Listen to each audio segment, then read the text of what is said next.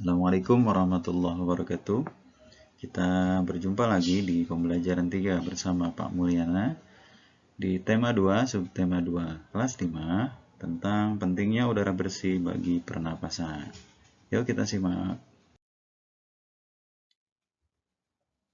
Ini kegiatan pembelajarannya ada tentang teks ya. Kemudian tentang kata tanya pula.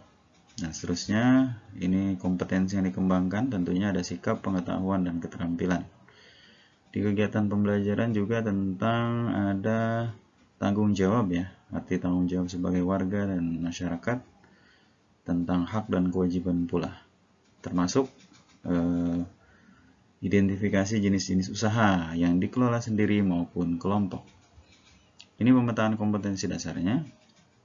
Ada PPKN, Bahasa Indonesia, dan juga IPS.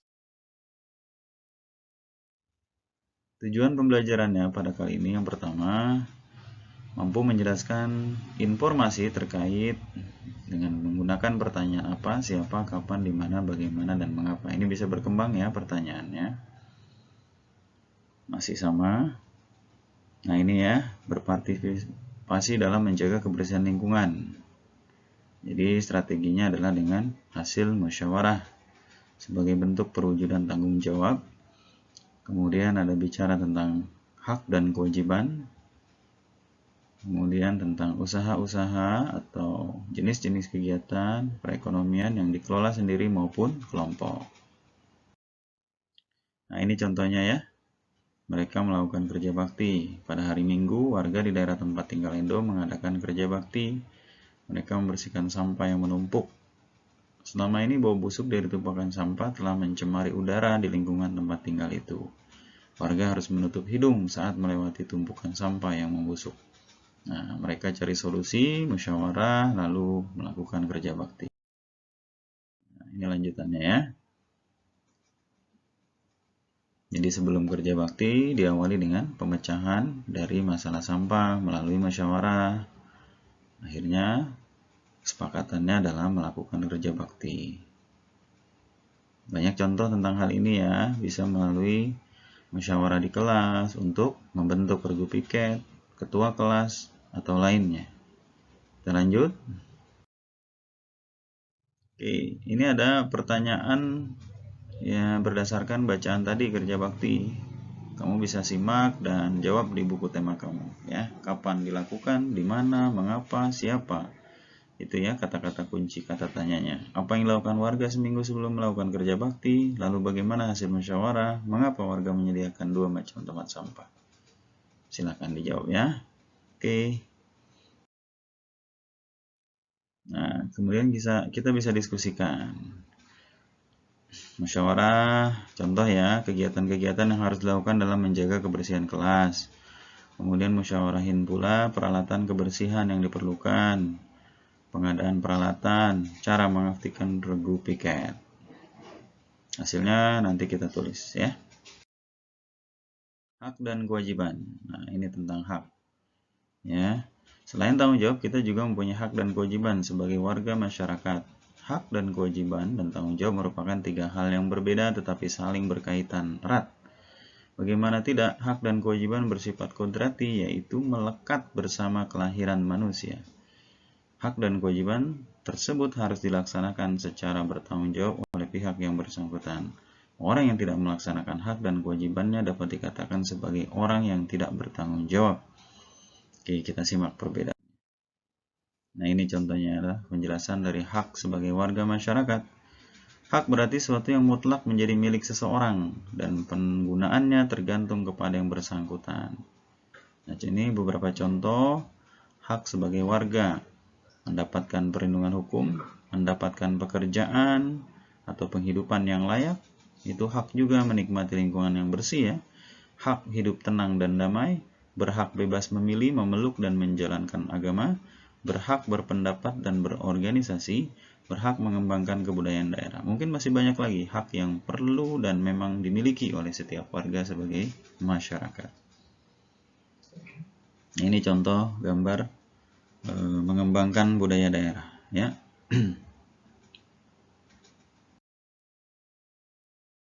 Yang kedua adalah kewajiban. Kewajiban berarti suatu yang harus dilakukan dengan penuh rasa tanggung jawab. Jadi, kewajiban warga masyarakat adalah sesuatu yang harus dilakukan seseorang sebagai warga masyarakat dengan penuh tanggung jawab. Contohnya apa? Wajib mematuhi aturan atau norma yang berlaku di masyarakat, wajib menjaga ketenangan dan ketertiban lingkungan masyarakat, wajib mengikuti kegiatan yang ada di lingkungan setempat, misal kerja bakti, gotong royong, musyawarah. Wajib pula menghormati tetangga, wajib membantu tetangga yang terkena musibah, dan wajib menjaga kebersihan. Itu ya contohnya hak dan kewajiban. Sengaja diawali dengan kata hak dan kata wajib agar tidak tertukar. Nah, kita lanjut.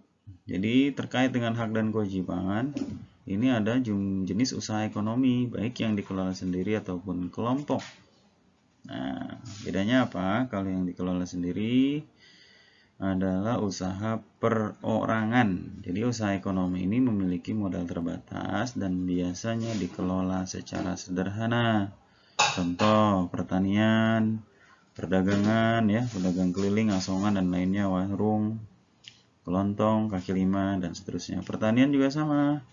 Misal sawah di lahan atau ladang diolah sendiri. Usaha jasa juga diolah sendiri. Contoh fotokopi, bengkel, potong rambut, atau jualan pulsa ya. Lanjut. Nah, ini juga industri kecil. Contoh tembikar, souvenir, mebel, anyaman, dan lainnya. Kemudian usaha ekonomi yang dikelola kelompok. Ini biasanya bersama-sama. Ya, contoh firma. Ini dikelola oleh sekurangnya 2 sekutu. Pendiri firma biasanya orang-orang yang saling kenal, biasanya sahabat atau saudara gitu ya. Kemudian yang kedua adalah persekutuan komanditer atau CV. Ini sekurang-kurangnya 2 orang yang menyetorkan modal. Ada PT, makin besar yaitu berupa PT. Jadi yang modalnya berupa kumpulan saham. Ya, saham diartikan sebagai bukti kepemilikan suatu perusahaan atas penyetoran modal. Nah, mungkin di antara kalian, kakak, orang tua, atau saudaranya banyak nih yang bekerja di PT, bisa jadi karyawan biasa, staf, atau pimpinannya. Lainnya adalah badan usaha milik negara atau BUMN, bisa dibaca penjelasannya. Kemudian juga ada koperasi. Ini bagus ya, bentuk patungan warga untuk kegiatan-kegiatan usaha dan lainnya. Spesial untuk koperasi, ada penjelasannya, ada jenis-jenisnya. Ada koperasi konsumsi, itu menyediakan berbagai barang konsumsi. Yang kedua, koperasi simpan pinjam, itu untuk layanan simpan pinjam bagi para anggotanya juga. Yang selanjutnya ada koperasi produksi, menyediakan bahan baku produksi dan menyalurkan. 4, koperasi jasa, dan kelima, serba usaha. Nah, ini lengkap ya, berbagai jenis usaha, barang konsumsi, simpan pinjam, bahan baku, dan seterusnya. Oke, ini tantangan dan refleksinya. Jadi tuliskan hak, kewajiban, dan tanggung jawab yang dimiliki masing-masing anggota keluargamu. Mudah ya, contoh ayah, haknya apa, kewajibannya apa, tanggung jawabnya apa. Oke, sampai di sini kita akan lanjut besok lagi. Tetap semangat dan siap jadi anak hebat. Wassalamualaikum warahmatullahi wabarakatuh.